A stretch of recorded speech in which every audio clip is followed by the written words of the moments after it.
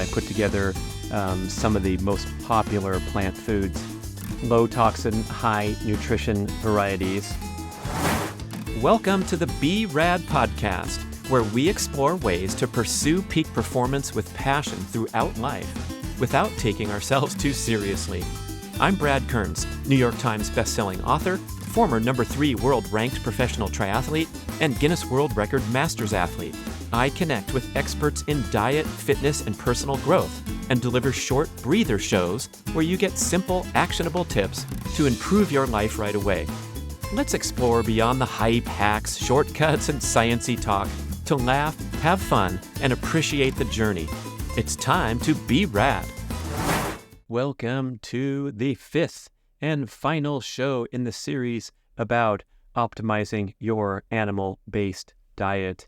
And to recap very quickly, part 1, we just talked about the rationale, the benefits, especially the importance of removing processed food. Part 2, we talked about my 2 recent fundamental shifts in philosophy as well as dietary strategy coming in 2019 with the carnivore movement, the rationale presented by Dr. Paul Saladino, Dr. Sean Baker, and other leaders, and the second one coming in 2022 with the energy balance presentation by Jay Feldman. So that comprised the whole show. And then in part 3 of this 5-part series, we got into the carnivore scores food rankings chart and the tiered ranking systems that I've carefully presented and intend to be the definitive guide to helping you pursue a diet of maximum nutrient density.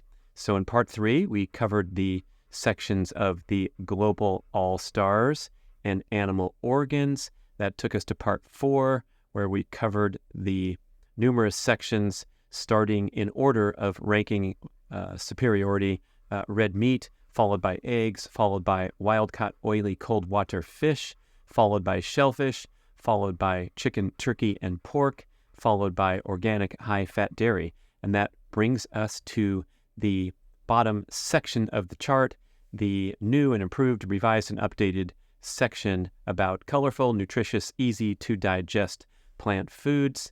And I also talk about beverages, supplements, oils for cooking and eating. And so let's rev up for a final show, and then we'll have it all in our brains forever. And the overall message here is that you want to emphasize the lower toxin plants, such as honey and fruit, avocados, things like that. Monitor for sensitivity all the time and integrate them strategically per personal preference for things like your optimal level of carbohydrate intake, for recovery and glycogen reloading and hormonal health. But if you can stick to the low toxin, natural, nutritious plants and keep that processed foods out of the diet, of course, this can be a wonderful inclusion and positive contribution to the diet.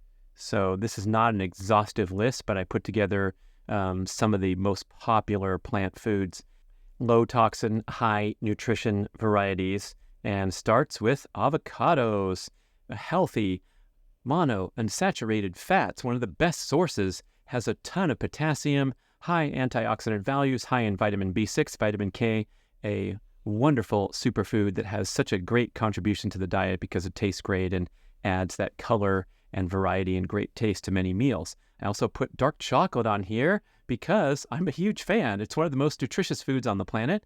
The ORAC score, that's the oxygen radical absorbance capacity score, where they measure the antioxidant values of various foods. The ORAC score of the cacao bean is among the highest scores ever measured, higher than superfoods like acai berries and blueberries. Cacao has more flavonols than green tea. Flavonols are the bioactive compounds that have assorted benefits to cardiovascular function, anti-inflammatory. They help boost nitric oxide levels, which helps your arteries run more smoothly. So what we were talking about is scrutinizing to choose the absolute highest quality, most sustainably raised chocolate that you can find. And this comes with the designation bean to bar. And that means the maker of the chocolate started from the scratch starting point of getting cacao beans from a known origin, a farmer that they dealt with fairly, instead of buying the commodity products from the global marketplace where you're starting with, let's say, an already liquefied chocolate that you just pour into the mold and make your bar and put a wrapper on it, because we have huge concerns in the cacao farming industry about unfair trade practices, specifically the use of what can be called child slave labor in Africa, poorly regulated labor countries, because cacao is grown in the vicinity of the equator, necessarily, just like coffee beans. And I had a great show with gourmet chocolate maker Sean Askinosie, where he talks about how to ensure that farmers are treated fairly and that you know the source of your beans, and it comes from a high-quality operation, in contrast to conventional chocolate. Another former podcast guest from Curacao Chocolate, named Sean Newt, describes how the conventional chocolate are harvested indiscriminately, going for that mass production goal, and they are over-roasted. The beans are over-roasted because the harvest includes a bunch of rotten beans, and they have to burn that flavor out. So they're highly over-roasted, which kills the nutritional value, and then mixed with things like sugar and milk so that you can't taste the lousy beans that started the product. So if you're looking at the favored candy bars and the vending machines, the Hershey's, the Nestle's Crunch, oh my gosh, I'm pissing off so many corporate potential sponsors. Sorry, guys. Those are largely coming from commodity chocolate market of cacao beans of unspecified origin and quality. In contrast to a gourmet chocolate maker, it's going to have this bean to bar distinction. And the way you know that, by looking on the label, the first ingredient must be cacao beans. And when cacao beans is the first ingredient, that means that the maker got the beans, roasted them themselves, and did all the processing in-house. You also want to look for the fair trade designation on the label, as that's another helpful signal that there was some scrutiny into the labor practices and the economic practices of how the chocolate bar was made. Oh, so I'm such a big fan. I'm going to be detailing the nutritional benefits. It has a ton of antioxidants, cacao bean and dark chocolate. So we have polyphenols, flavonols, catechins, numerous phytonutrients, broad spectrum minerals, including iron, chromium, copper, magnesium, and manganese, the high ORAC score that I already talked about. And there's also a powerful opioid peptide contained in chocolate called phenethylamine, also known as the love drug, because this hormone-like substance, which occurs naturally in the brain and body, acts as an amplifier for numerous mood-elevating neurotransmitters like dopamine, serotonin, and norepinephrine. So when you engage in a delicious square of dark chocolate, you can actually help improve your neurotransmitter function, getting a boost in mood, focus, concentration, and motivation, and also alleviate symptoms of stress and anxiety. Essentially, the compounds in cacao help prevent your delicate neural circuits from becoming overexcited or, alternatively, emotionally flat or burnt out. Dark chocolate also has this agent called theobromine, which has cardiovascular benefits, acts as a natural stimulant and memory booster, and reduces inflammation, and acts as an appetite suppressant. Epicatechin is another prominent flavonoid in dark chocolate that's been found to boost nitric oxide production. This is what helps make your arteries more soft and supple, lowers blood pressure, protects your cells against free radical damage. There's other agents found to have heart disease protective capacities by lowering oxidized LDL, that's the kind of stuff you don't want, and increasing HDL. So listen to my old shows with Sean Askinosie, Terea Rodriguez, another chocolate expert, and try to source the very best chocolate. And when we're talking about dark chocolate, we have a cacao percentage that's revealed on the label when you're looking at a 73% bar, 80% bar, 85% bar. And that just refers to the combination of sugar and cacao. And so you want to strive to consume bars in the higher percentage because they have more of the aforementioned nutritional benefits and less of the sugar added. If you've ever had 100% cacao bar, you're going to find an extremely bitter taste, and not a lot of people love reaching for those 100% bars. But then when you take it down to, I've had some great bars at 92, 93, 90, 85, 80.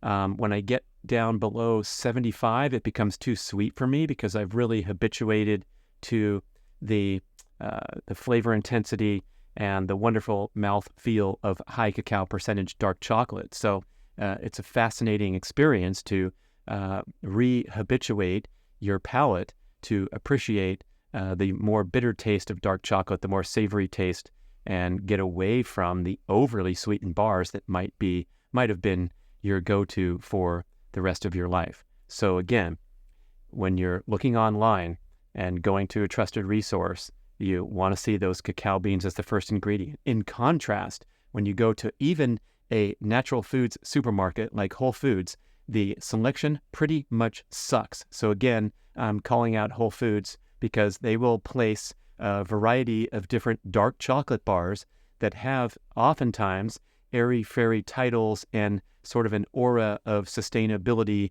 or enlightened consciousness about the processing methods. But you look on the label and you will see beginning ingredients such as chocolate, dark chocolate, chocolate liqueur, cocoa mass, and so forth. And these are your signal that this is a commodity product with the ingredients coming from unknown origin. And then the price point, as Sean Askinosie described in detail, the price point is another sure signal that you are supporting child slave labor in poorly regulated African nations. So if you're buying a chocolate bar, usually the bars are 2.5, 3 ounces, and their price point is maybe $3, $3.50, maybe $4.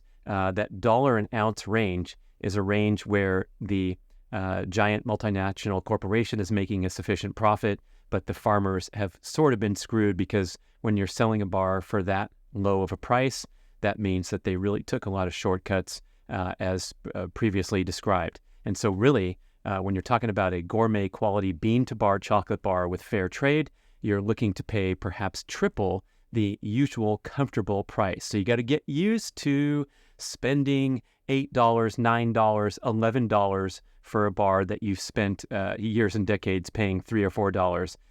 And it's your choice. You want to support child slave labor in Africa and eat a shitty product that's been over roasted and flavor masked, or do you want to do the real thing and get all those nutritional benefits? That's my take on chocolate. My favorites, you can find a lot of stuff at cocorunners.com.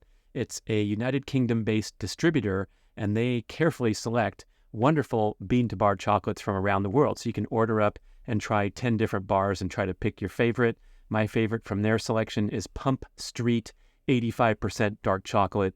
One of the best chocolate bars I've found on earth. The Askinosie selection is fantastic. I love his 88% bar and his peppermint dark chocolate bar.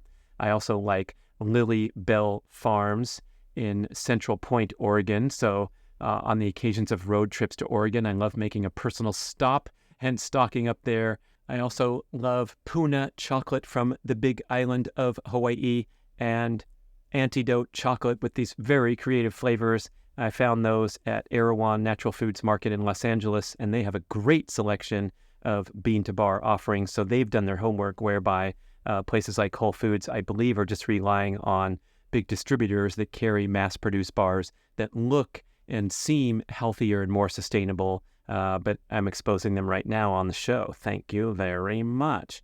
How about that for the category of dark chocolate? Oh, I should also reveal that the cacao bean is in that category of potentially higher plant toxins. So even though it makes my list because I love dark chocolate, Paul Saladino would be sad that I'm talking about chocolate, and even sadder that I'm talking about my wonderful Brad's Macadamia Masterpiece nut butter and other nuts and seeds and nut butters. But these are popular foods with a lot of nutritional benefits. But if you detect that you have some sensitivity to consuming dark chocolate or to consuming nuts and nut butters, you're going to want to put those aside. I think most people can do fine on that, but those with extreme sensitivities, of course, you're going to want to, really minimize your intake of foods in those objectionable categories of roots, seeds, stems, and leaves. And so the cacao bean and the nuts and nut butters all fall under that seeds category as the original essence of the plant that produces defense chemicals. And when I mentioned all those wonderful health-boosting chemicals in dark chocolate, those are also oftentimes why it can become objectionable in the plant toxins, because again, it's prompting antioxidant defense response when you consume these agents.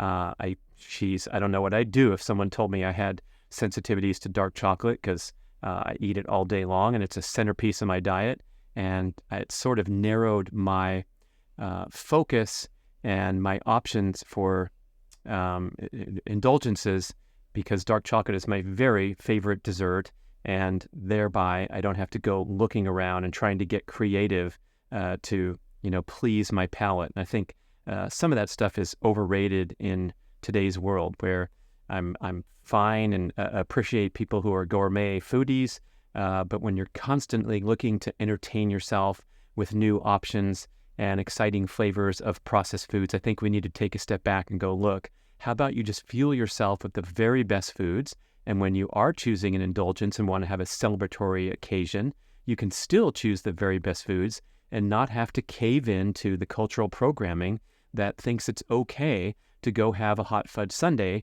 after your kid's hot sunny soccer game. How about some ice cold water and homemade kombucha? And if you are going to have a hot fudge sundae, make it at home with a ice cream making machine where you have fun and you put the eggs in and the cream and slice up some fresh bananas. A big difference from plugging into culturally programmed processed foods. All right, that's my little public service announcement here in the middle of the show. In the next category, we get to our fermented foods. Of course, these are widely regarded as supremely healthy, with a tremendous benefit to especially your gut microbiome, giving you doses of the probiotics that help your digestive system work well. I talked about in the previous show, Dr. Kate Shanahan's great book, Deep Nutrition, and identifying the 4 pillars of human nutrition. And that's fermented foods is one of them, because realize that until modern times, the ancestral diet had no refrigeration. So fermented and sprouted foods have been an absolute centerpiece of the ancestral diet since the beginning of civilization and even prior. There's evidence that kefir has been around since 10,000 BCE and is a time-honored way to improve digestion, boost immune function, deliver potent probiotics for the gut microbiome. And now fermented foods have kind of been pushed aside in the modern diet, just like organ meats have been pushed aside in our fascination with consuming mainly or exclusively muscle meats. But because we have this ability to refrigerate fresh food and process and pasteurize many different foods, this negates the need to ferment them, and thereby we are missing out on all the nutritional benefits that these ancestral foods provide. They are low in toxins because of their fermentation. So if you take the same food, let's say sauerkraut, right, a popular fermented probiotic food, but if you were to go and eat fresh cabbage or raw cabbage in some cases, you're talking about a huge dose of plant toxins that have been largely neutralized, eliminated by the fermentation process. So fermented foods are, by definition, low in toxins and easy to digest, and delivering those great probiotics. Here's a partial list. Things like kefir, kimchi, kombucha, miso, natto, olives, pickles, sauerkraut, tempeh, yogurt, buttermilk, cheese, and sour cream. These are all fermented foods. What is fermentation all about? It occurs when microorganisms such as yeast and bacteria break down the original components of the food, the carbohydrate, into various agents such as acids and alcohol, creating unique tastes and textures. The fermentation process generates microorganisms called probiotics that have numerous health benefits. Some that you might be familiar with are lactobacillus and bifidobacterium. These are the 2 of the most common. You can buy them in capsule form, right? But the best delivery system for these great probiotics is going to come from an actual fermented food. The presence of lactic acid bacteria that results from the fermentation process also delivers high levels of B vitamins, vitamin K2, healthy conjugated linoleic acid, bioactive peptides, which help with digestion, and of course the probiotic strains which nourish your gut microbiome. Fermented foods undergo a process called lactofermentation, in which they are submerged in high concentration salt water or brine and sealed in an airtight container at room temperature, sometimes as long as 2 weeks. This anaerobic environment, when you seal that lid, you starve the product of oxygen. This is what allows the lactic acid bacteria to proliferate and create that fermented end product. And guess what you get at the end? You get a product with a long shelf life. So you can do things like make your own kombucha, which I talk about a lot. You have to get the starting culture. They call it the SCOBY, stands for symbiotic culture of bacteria and yeast. And kombucha is made with black tea and sugar, and then the culture inside the jar will consume the caffeine and the sugar and turn it into a kombucha end product. Same with sauerkraut, for example. You're going to slice up the cabbage, submerge it in salt water in something like a mason jar, seal the lid, and let it sit for a couple weeks. You also have to vent the thing daily so you prevent the buildup of pressure. We've had a few accidents with my son experimenting with doing things like making kimchi and also making things like kombucha.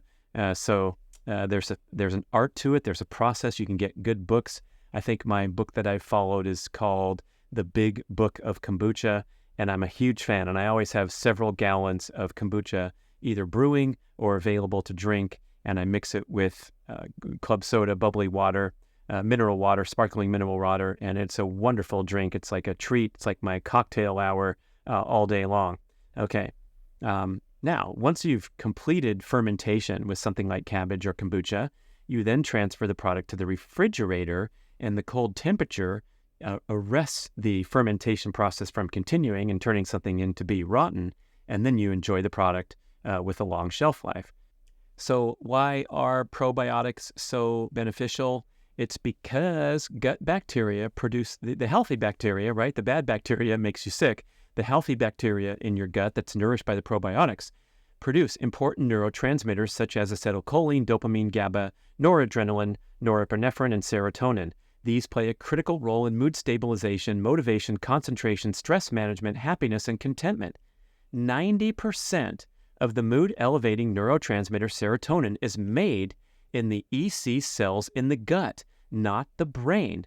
A dysfunctional gut microbiome where the bad bacteria, the disease-promoting bacteria, proliferate, things like E. coli, salmonella, and so on, and other fungi, viruses, and other pathogens. When those things predominate over the healthy bacteria, oh my gosh, this is now the most exciting emerging field of medicine, where a bad gut microbiome, leaky gut syndrome, is being blamed as the originating cause of all manner of inflammatory, allergenic, autoimmune, and mental health conditions. So, fermented foods, big on the scoreboard. Please make an effort to include some from that long list that I mentioned into your regular routine. Now we have a little box for the title is vegetables and fruit. And we already talked about fruit being an ancestral centerpiece. So we're going to talk about vegetables and fruit in general and the role of vegetables in the diet. And I've talked enough about the carnivore rationale and the plant toxins in previous shows. So we have to acknowledge that vegetables have high levels of these beneficial compounds like antioxidants, flavonoids, carotenoids, and phytonutrients that have been shown to provide an assortment of health benefits. They got their reputation as the dietary superstar for good reason. Helps optimize metabolic, immune, and cellular functioning, protect the brain and body from the ravages of aging and oxidative stress, and help nourish healthy bacteria in your microbiome. Then we have to ask, okay, at what cost am I getting these benefits? What are the side effects? And that is where the natural toxin concerns come in. Some of these agents are things like lectins, which you might have heard of. Gluten is the most common, the most known form of lectin, and that's found in wheat. Other grains and legumes have high amounts of a variety of other different kinds of lectins. We also have phytates or phytic acid, which are found in high levels in nuts and seeds. We have oxalates, which cause damage to the kidneys, among other things, and those are found at high levels in leafy greens, nuts, and legumes. We have isothiocyanates, which are found at high levels in cruciferous vegetables. We have saponins, which are found in high levels in beans and legumes. We have enzyme inhibitors, which are high in soybeans. We have phytoestrogens, which are found particularly in soy, corn, and flaxseed. So someone asked me the other day, are flax seeds healthy? Flaxseed oil. Soy, corn, and flaxseed have up to 200 times more phytoestrogens than any other food. So we want to try and steer clear. They also have a high prevalence of GMO when you're talking about soy and corn conventionally grown, right? And that's another concern for people. And then even fruit, which have the least offensive on the scale of plant toxins, they have some tannins that might affect very sensitive people. And now, the good news when you're talking about how can I eat vegetables ever again, the toxins can be greatly, significantly neutralized through things like cooking, soaking, sprouting, and fermenting. And that's why we've been doing this for tens of thousands, hundreds of thousands of years. We figured out that if you go pick that vegetable off the vine and eat it and die, the other ancestors are now going to think twice and figure out how to soak, sprout, ferment, and otherwise neutralize the potentially harmful plant toxins. So if you absolutely can't live without your spinach, the idea here would be to fry that up or steam it to death. The more you cook it, the more lumpy the end pile comes, will be less offensive than having a bunch of leaves in a raw spinach salad where you're getting maximum dose of these plant toxins. And that's when I related my story about drinking that supposedly super nutrition green smoothie where everything was raw and consumed at high quantity. So I dumped a bunch of raw kale, raw spinach, raw celery, raw beets, raw carrots, and ground it up in the smoothie and consumed what might amount to a giant pile of raw produce at the starting point. And that's when I noticed those particular sensitivities that, could not be ignored. So closing up this section, what role can vegetables play in a healthy diet? Let's say that we're going to consume these for entertainment, enjoying life, enjoying fine cuisine or creative cuisine. And it's sort of like, if you insist, then do your best to navigate to the least offensive in the vegetable fruit category. I love Brian Sanders' take on this, host of the Peak Human podcast, former podcast guest, and he says that he makes a simple scoreboard for different types of food, whereby processed food gets a -1, vegetables get a 0, and the nutrient-rich animal foods of the planet that are what the Carnivore Scores food rankings chart is all about get a +1. Pretty funny, pretty cute. Okay, and then we go along the boxes of the top row, and we have raw honey.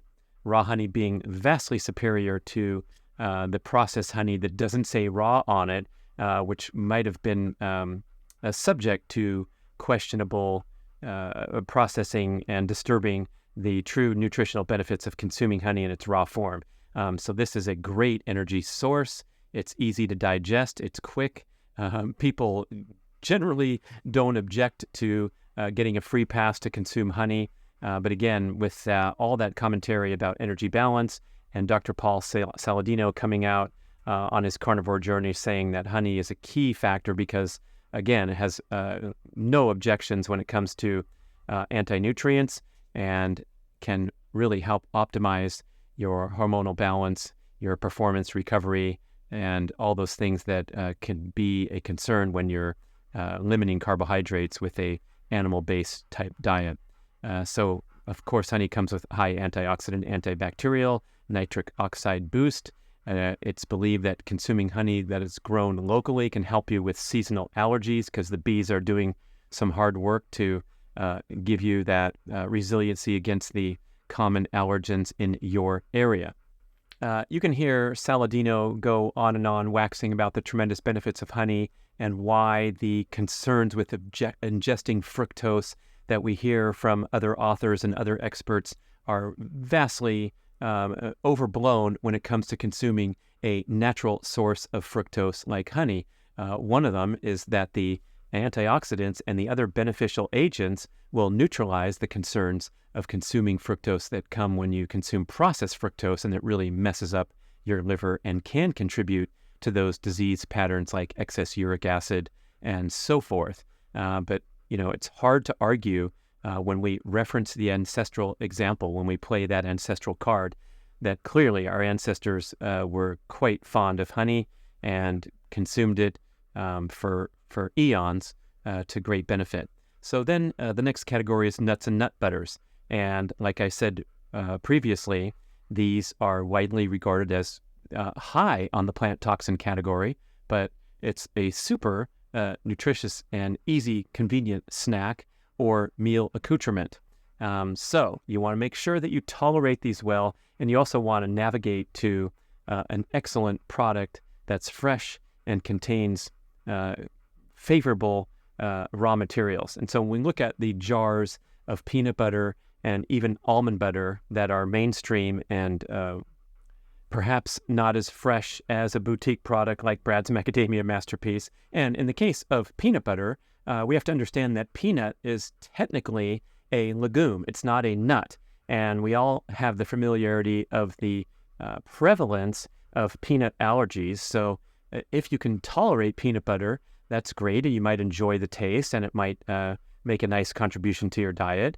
But I prefer something like the product that I put together because it contains an exotic blend of things like macadamia nut butter, walnuts, cashews, coconut butter from the very best sources around the world. And it's fresh. We do small batches. We run out. We produce another one. So anytime you buy a jar, you're getting a very fresh product. And again, monitor for sensitivities. But if you feel good reaching for a handful of nuts or having a nice snack like nut butter, you're getting a great source of nutritious protein, fatty acids, enzymes, antioxidants, phytonutrients, vitamins, and minerals, especially when you compare to the typical options in the snack category. So I would take a spoonful of Brad's Macadamia Masterpiece any day over virtually any energy bar that you can find that's ever been made, because these are a much more processed product generally. There are some pretty healthy natural energy bars like Lara Bar, a very popular brand that grew and just contains fruit and nuts only without processing it.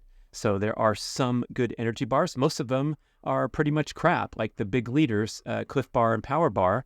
Until recently, I think maybe they still have high fructose corn syrup in some of the flavors and all kinds of other heavily processed agents you might see on the label, rice bran syrup and things like that. And you can find on the internet, there's cute little pages where they have the 84 different words that you see on a food label that are code for sugar, processed sugar. Okay, so hey, try one out after listening to this show. I guarantee you'll be satisfied. And if you're not, just tell us and we'll refund your money. So at bradkearns.com, you can find Brad's Macadamia Masterpiece. It'll blow away any nut butter that you've ever tried. And the next category, we have seaweed.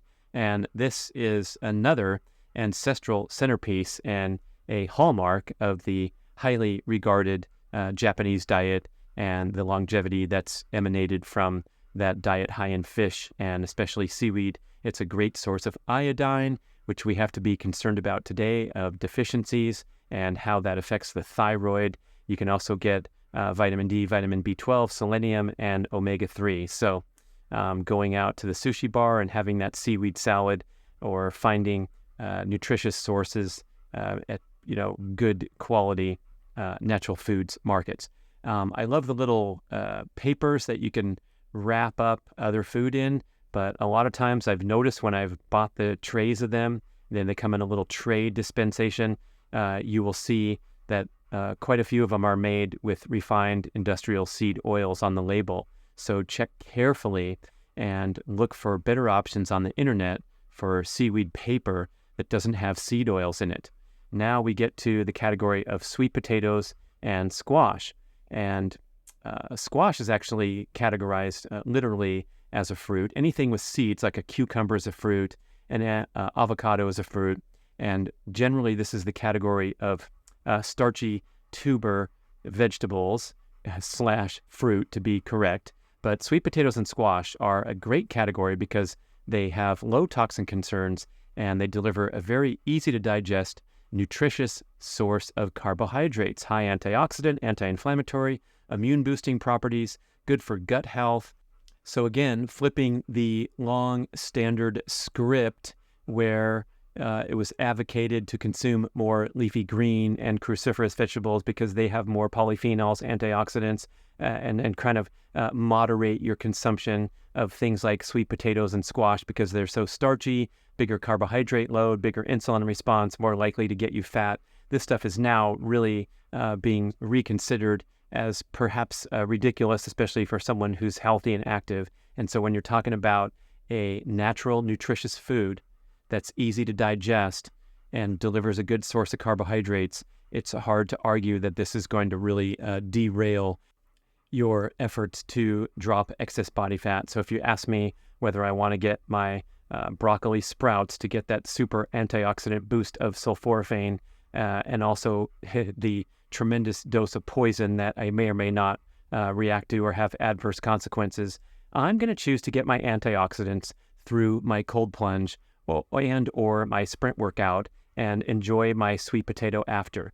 Jay Feldman makes an interesting recommendation that he'd prefer to have you peel the skin off of your sweet potatoes because that's where what minimal levels of toxins are in there are concentrated in the skin. So I've been doing that, even though I kind of love eating the skin sometime.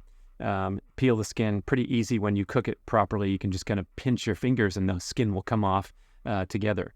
Okay, so now another new box in the Carnivore Scores chart as we get near the end of the show, and that is for oils and learning how to navigate the fats that you're going to use for cooking or consuming. So an immediate and extremely important health benefit, disease prevention tip is to cook with saturated fats only and immediately toss out the polyunsaturated liquid vegetable oils that are often used in homes to pour into the pan to cook with. So if you have a bottle of canola, corn, soybean, sunflower, safflower oil, immediately discard it and instead replace it with a more temperature stable saturated fat. So saturated meaning the hydrogen ions are saturated on the molecule. That's the term saturated means. And that makes it more temperature stable when you heat up the oil as you do in cooking. When you're talking about unsaturated or polyunsaturated, what's happening when you heat it up is the molecule sustains oxidative damage. And this becomes much worse when you heat it up. So the canola oil is already nasty and health destructive in the bottle. And then when you heat it up, it just becomes worse and more severe oxidative damage to the body. So examples of saturated fat, these are agents that are solid at room temperature. That is sort of the distinction that you can identify them as saturated fats. So things like ghee, a stick of butter, lard, coconut oil are all solid at room temperature. And then, of course, it's a really hot day in your house and you lift the butter lid and it's getting almost to the point of liquid. That's, a higher temperature. Even a saturated fat is going to melt down like that. So that's your cooking assignment, is to go get saturated fats. And then as far as consuming oils directly, for example, in the course of consuming a meal, I was going to say salad, but of course we don't really need to eat salad anymore, do we? Unless you absolutely love to, and make your salad base iceberg lettuce, which has minimal nutrition of any kind. Therefore, it has minimal toxin concerns, unlike a spinach salad or a kale salad. So bring back iceberg lettuce, the widely maligned nutrient-deficient food, but it's crunchy and it can form a nice base for put a whole bunch of steak on that salad. And then as far as the best oil to consume, you want to go for first cold press extra virgin olive oil. And you want to try to find as fresh a product as possible. That usually means domestically grown, especially if you can find something that was grown in your own area and has a date stamp on the label.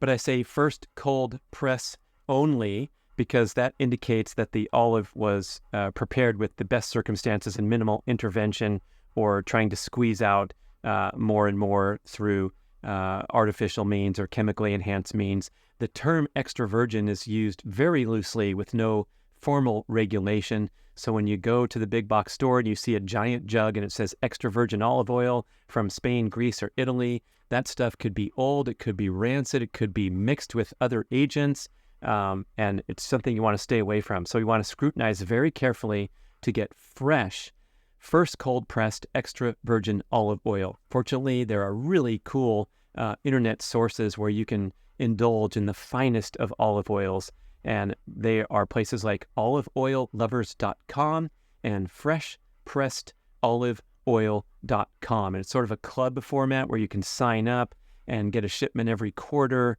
And of course, you can pause or delay if you're not consuming the oils at a good pace. And at a very good natural foods grocer, you can probably find a nice domestic source.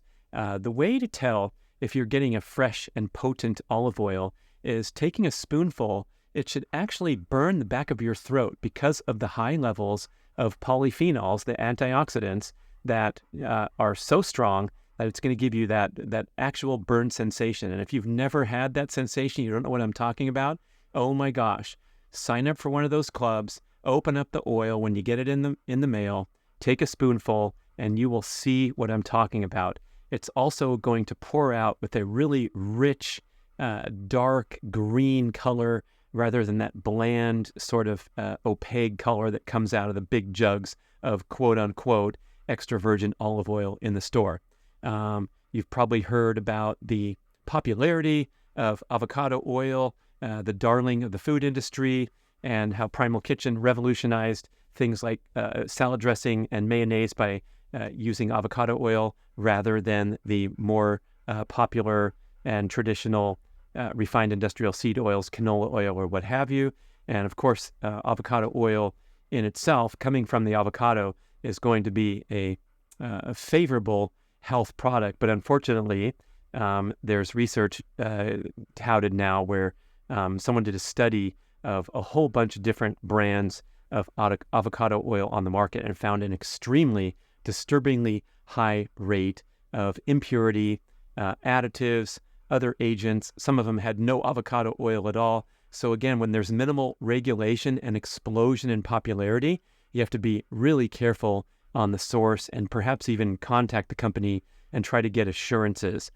You notice Primal Kitchen website, they sell extra virgin avocado oil as opposed to regular avocado oil, and you will see a much darker, richer color coming out of that bottle rather than the lighter color of an avocado oil that's probably not as pure and perhaps was even cut with other types of oils. So be careful and prioritize olive oil is probably the best in this category. Now we get to supplements. Do I need to supplement if I eat a healthy diet?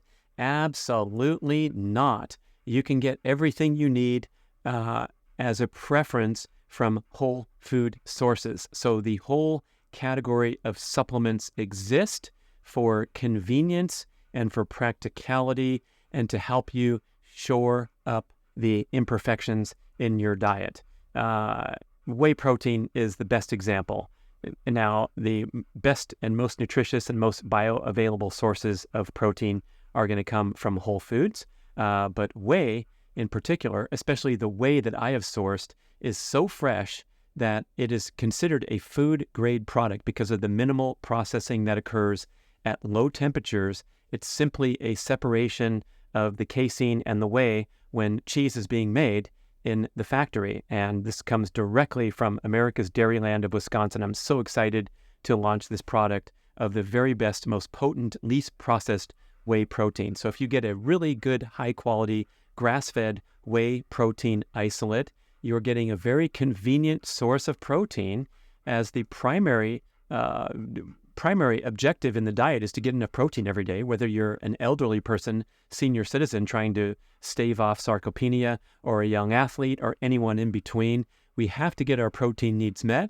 And a lot of times it's cumbersome or inconvenient to sit down and cook up some more eggs or have another steak over the course of your busy day.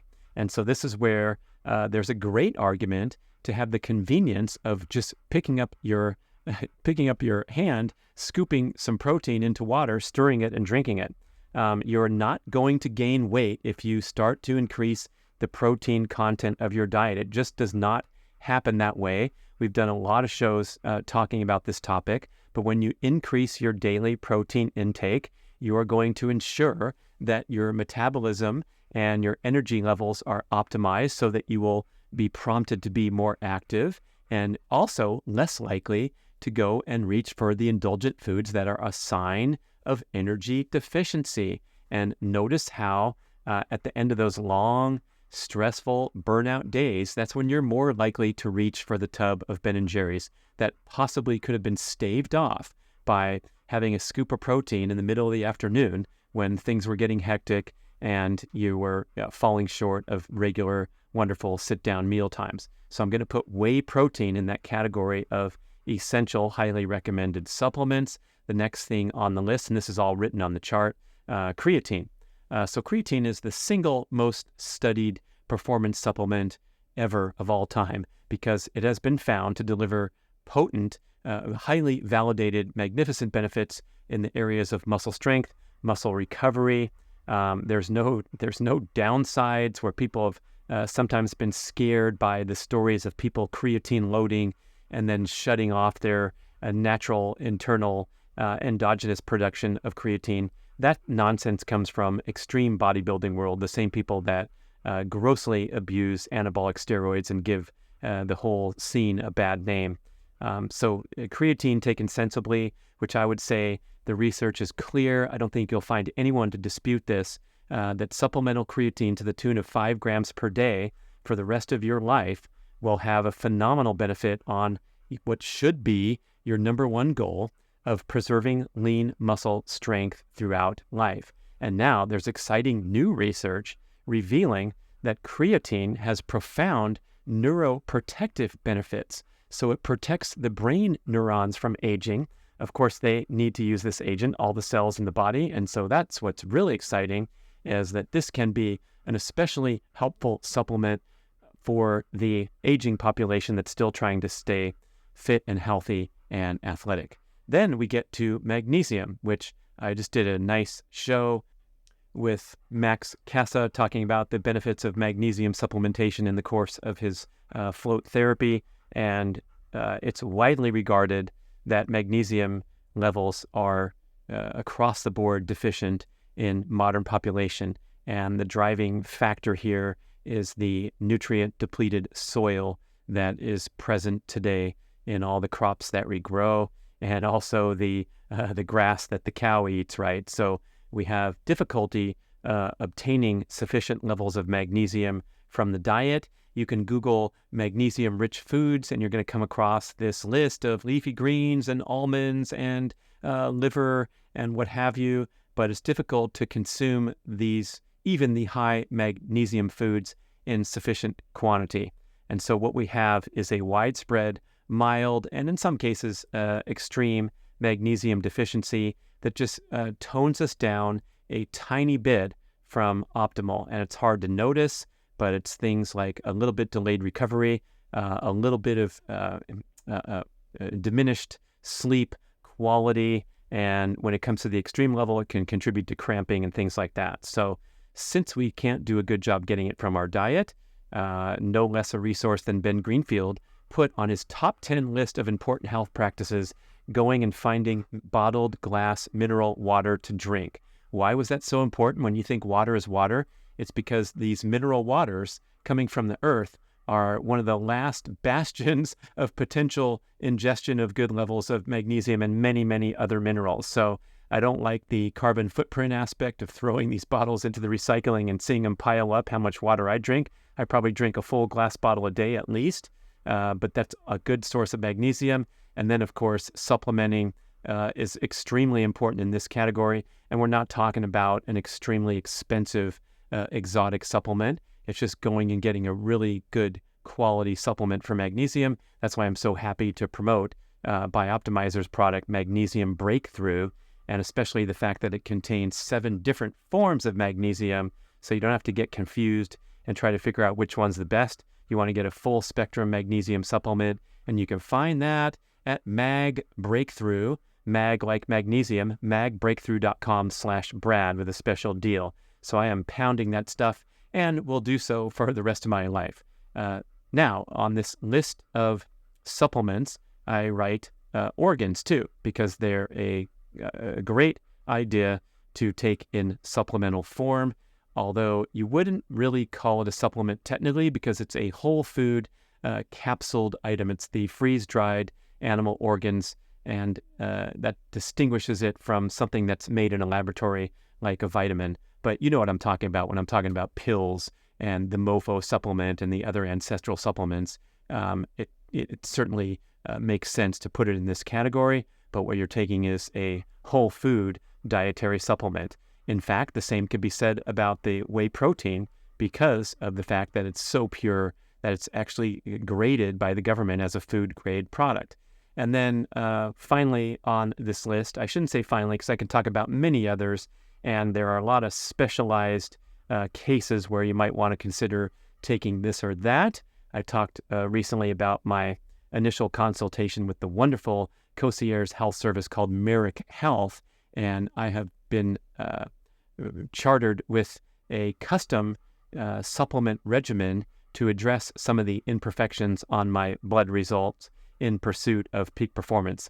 Not anything health related where I'm talking about a prescription, but they said that I might want to take some boron, some vitamin B6 precursor, things like that to optimize my male hormone levels. So that's kind of fun to try to pick and choose and get expert advice. Of course, if you go to functional medicine, they will, in many cases, recommend supplements that are particular and unique for your needs at that time. So that's super cool, and that would open up the door to all kinds of other different things. But I will put vitamin D on this list because a lot of us lead sun-challenged lifestyles, and that's where vitamin D supplementation can be crucial. Of course, the best way to get vitamin D is to expose large skin surface areas of your body to direct sunlight during the peak times of day and times of year when the sun is really shining. And the goal of maintaining a slight tan over a lot of your body is going to pretty much guarantee that you have robust vitamin D health. But there are so many of us that don't get out enough into the sun, that have been deterred from getting sun exposure over the large skin surface areas of our body by flawed and dated dermatological insights that we don't want to get sun ever on our skin. And boy, when you can look at the research contained in wonderful books like The Vitamin D Solution by Dr. Michael Holick, you will find how misguided and reactionary this is. And in fact, the worst form of skin cancer, the most fatal form, melanoma, often occurs or typically occurs in areas of the body where the sun never shines. So people get it in their armpits or in their groin area and so forth. And one of the highest risk factors for melanoma is low vitamin D levels. It's also a high risk factor for many other cancers, especially the reproductive cancers. And that's why the rates of reproductive cancers in the African American population, males and females, are significantly higher than in other populations, because the darker your skin, the more sun-challenged you are, the more difficult it is to absorb sufficient vitamin D or to manufacture sufficient vitamin D from sun exposure, because it takes a longer time to get through darker skin. So if you're a light-skinned person, yes, you're going to burn more quickly, but you're also going to get your vitamin D needs met more quickly in the sun. So everyone's got that goal depending on where they live. If your ancestors are coming from Africa and you live in Sweden and Scandinavia, you got major problems, right? Major challenges. And if you live in the southern hemisphere like Australia, New Zealand, where the air is much cleaner, there's much less ozone because of less population, less pollution, they can get their vitamin D needs met. They can actually burn in a matter of minutes I was amused upon visiting New Zealand a long time ago, where the nightly news said, tomorrow's burn time is 23 minutes. I'm like, what's the burn time? And that's how much different the air and the sun's rays are penetrating down there versus comparative latitude in the northern hemisphere. Anyway, the way to track your vitamin D health is to try to go for that slight tan. And if you're out there on a day for a longer time, then you are obligated to get out of the sun, cover up with clothing, or as a last resort, use sunscreen. But there's so many objections to sunscreen these days that we really want to rethink these things and try to get shade on our face or otherwise protect the skin from overexposure.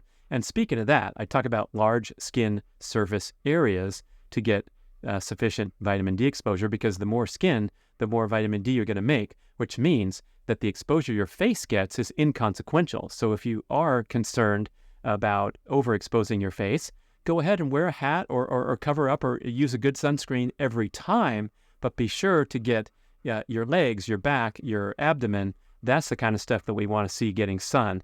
Your face is easily overexposed because it's always exposed, unlike areas where you're typically wearing clothing.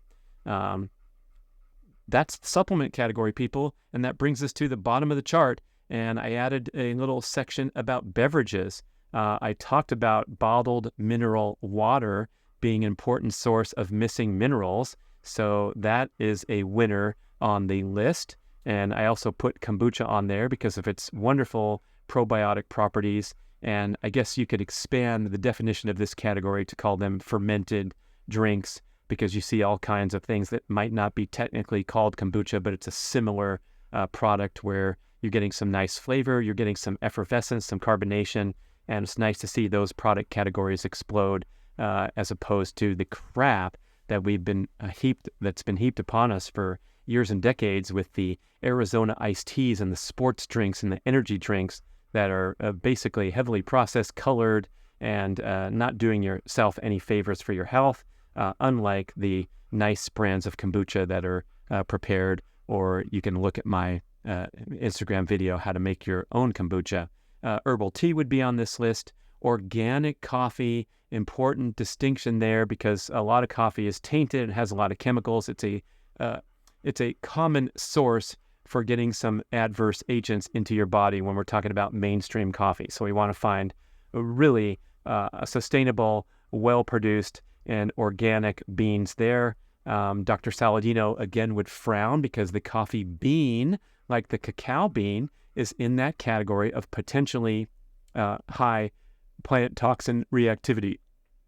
Personally, I'm not a big fan of coffee or having daily doses of caffeine. I would rather self-regulate my energy and alertness. And that belief system goes back to the days when I was an athlete, where I always wanted to feel and experience the full brunt of any fatigue or lack of alertness or lack of energy, because that would allow me to make the most sensible training decision. So while coffee might have been effective to pump me up and get me out the door and get me working harder than I might already have, same with going to the gym and taking one of those pre-workout concoctions that contains a lot of caffeine, I think there is a potential downside that is not mentioned enough. And I am feeling just fine about my ability to increase alertness and energy when I perform my morning exercise routine. So I contend that it is superior to coffee. And I enjoyed the commentary from a Huberman Lab podcast with Dr. Andrew Huberman, where he makes the recommendation that if you insist on drinking coffee in the morning, wait 1 hour after you wake up before you drink your coffee. And instead, as soon as you wake up, get moving and get your eyeballs out into direct sun exposure, because that will prompt a natural elevation in the mood stabilizing morning hormones like serotonin and cortisol. And if you were to bring caffeine or coffee into the picture, you potentially compromise some of the natural alertness potential that we have that's triggered by sun exposure and physical exercise.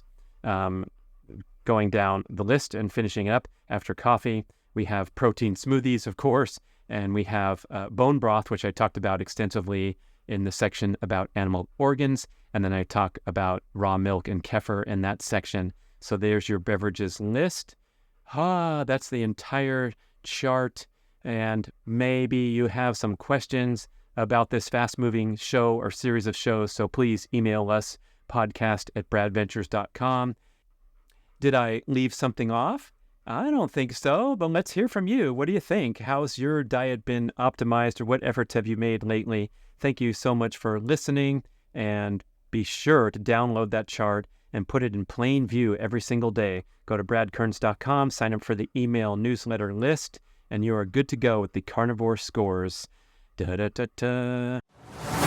Thank you so much for listening to the B.rad podcast. We appreciate all feedback and suggestions. Email podcast@bradventures.com and visit bradkearns.com to download 5 free ebooks and learn some great long cuts to a longer life, how to optimize testosterone naturally, become a dark chocolate connoisseur, and transition to a barefoot and minimalist shoe lifestyle.